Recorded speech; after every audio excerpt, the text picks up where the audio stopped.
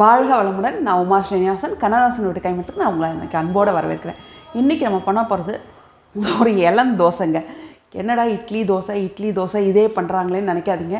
ஏன்னா கேட்குறாங்க இளந்தோசைன்னு. ஒரு அம்மா எப்போ கமெண்ட் பண்ணுறாங்க எனக்கு இளந்தோசை சொல்லுங்கன்னு சொல்லிக்கிட்டே இருக்காங்க.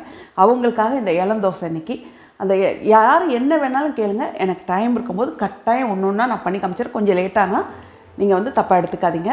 இப்போ அவங்க கேட்டதுக்காக அந்த இளம் தோசை இன்றைக்கி.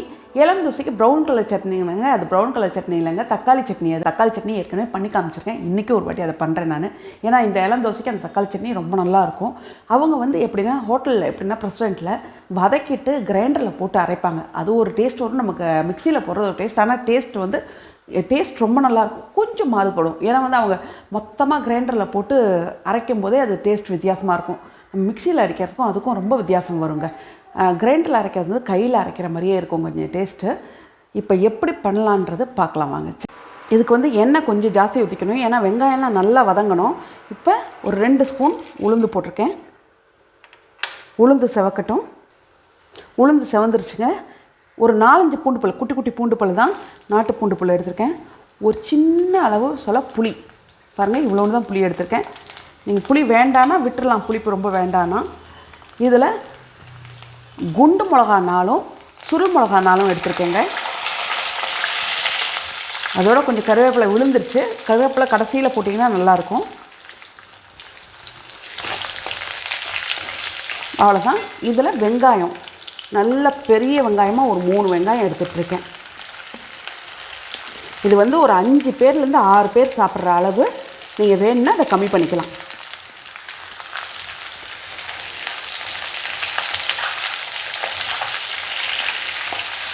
இதில் இப்போ பெருங்காயம் நான் கொஞ்சம் ஜாஸ்தியாக போட்டிருக்கேன். பெருங்காயம் நீங்கள் வேணால் கம்மி பண்ணிக்கலாம். இப்போ இது நல்லா செவக்க வதக்கணும். இப்போ பாருங்கள், வெங்காயம் நல்லா ஓரளவு கலர் மாதிரி வதங்கிருச்சு. நல்லா வதங்கிருச்சு வெங்காயம். எவ்வளோ போட்டதுக்கும் இப்போ இருக்கிறதுக்கும் உங்களுக்கு வித்தியாசம் தெரியும். எவ்வளோ போட்டிருந்தேன் கம்மியாயிருச்சு. இப்போ இதில் 3 தக்காளி,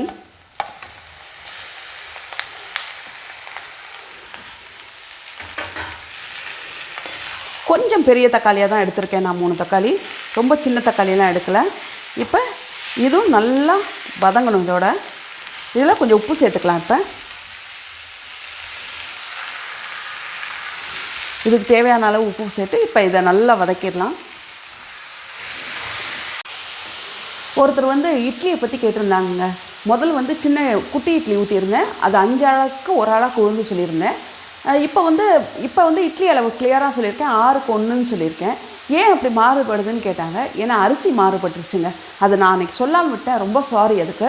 ஏன்னா வந்து நான் அரைச்சது வந்து பெண் புழுங்கல் அரிசின்னு சொல்லுவாங்க. கொஞ்சம் வெள்ளையாக இருக்கும் அந்த அரிசி, கொஞ்சம் குண்டாக இருக்கும். அந்த இட்லி அரிசி தான். அந்த இட்லி அரிசிக்கு 5க்கு 1 போட்டால் நல்லாயிருக்கும். ஏன்னா அந்த இட்லி அரிசி வந்து கொஞ்சம் கனமான இட்லி அரிசின்னு சொல்லுவோம்ல, அந்த மாதிரி அந்த இட்லி அரிசிக்கு 5க்கு 1 போட்டால் நல்லாயிருக்கும்.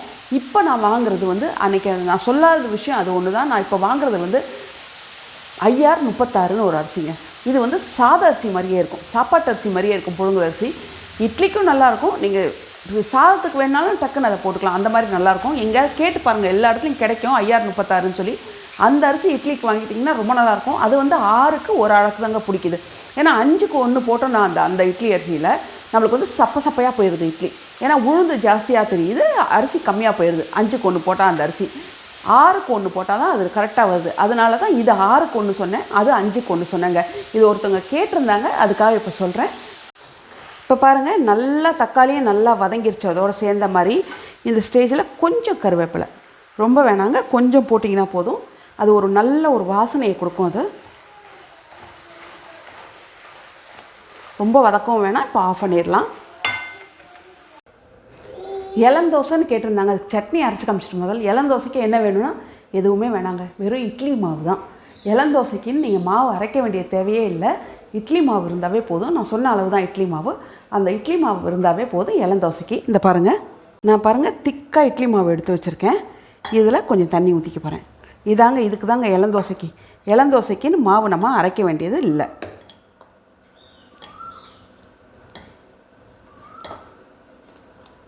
கொஞ்சம் தண்ணியாக எடுத்துக்கோங்க மாவு, அவ்வளோதான்.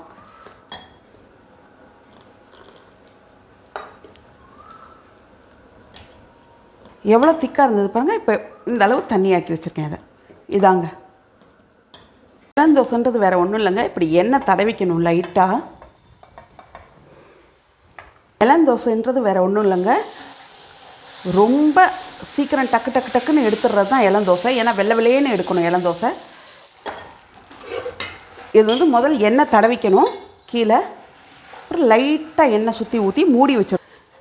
அவ்வளோதாங்க. இது வெள்ளை வெள்ளையர்னு எடுக்கிறது தான் இளந்தோசை. கொஞ்சம் எடுக்கிறது கொஞ்சம் கஷ்டம், ஏன்னா வந்து ரொம்ப வெள்ளை வெள்ளையர்னு எடுக்கணும் இதை.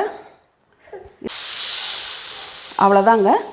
இது வந்து இப்போ சுற்றி லைட்டாக எண்ணெய் ஊற்றிக்கணும், அவ்வளோதான்.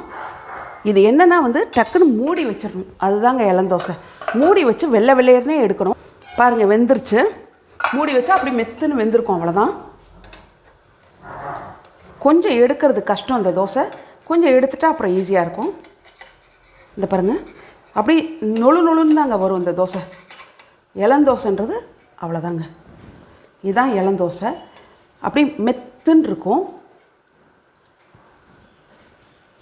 இப்போ இளந்தோசையும் தக்காளி சட்னியும் ரெடி ஆயிடுச்சுங்க. வதக்கின சட்டியை அரைச்சிட்டேன், நைஸாக அரைக்கணும், வேறு ஒன்றும் இல்லை. நீங்கள் தாளிக்கிறதுனா தாளிச்சிக்கலாம், இல்லைனா வேண்டாம், நாங்கள் தாளிக்க மாட்டோம். நீங்கள் வேணால் கடுகு போட்டு கொஞ்சம் தாளிச்சிக்கலாம், அதை கடுகும் உளுந்தும் போட்டு. இப்போ இளந்தோசையும் தக்காளி சட்னியும் ரெடி ஆயிடுச்சுங்க. இது ட்ரை பண்ணி பாருங்கள், உங்களுக்கு ரொம்ப நல்லாயிருக்கும். ஆனால் தோசை எடுக்கும்போது கொஞ்சம் மெத்துன்னு தான் வரும், ஏன்னா வந்து இளந்தோசைன்றது அப்படி பிச்சா அப்படி மெத்துன்னு பூ மாதிரி இருக்குங்க. அதான் இளந்தோசை எடுக்கிறது கொஞ்சம் கஷ்டம். சுற்றி எடுத்துகிட்டு அப்புறம் எடுத்துடலாம். ஆனால் ரொம்ப சீக்கிரம் ஊற்றி கொடுத்துக்கிட்டே இருக்கலாம் அந்த தோசை. இதை ட்ரை பண்ணி பாருங்கள், உங்களுக்கு நல்லாயிருக்கும். நல்லா இருந்தால் கமெண்ட்டில் எனக்கு சொல்லுங்கள் கட்டாயம்.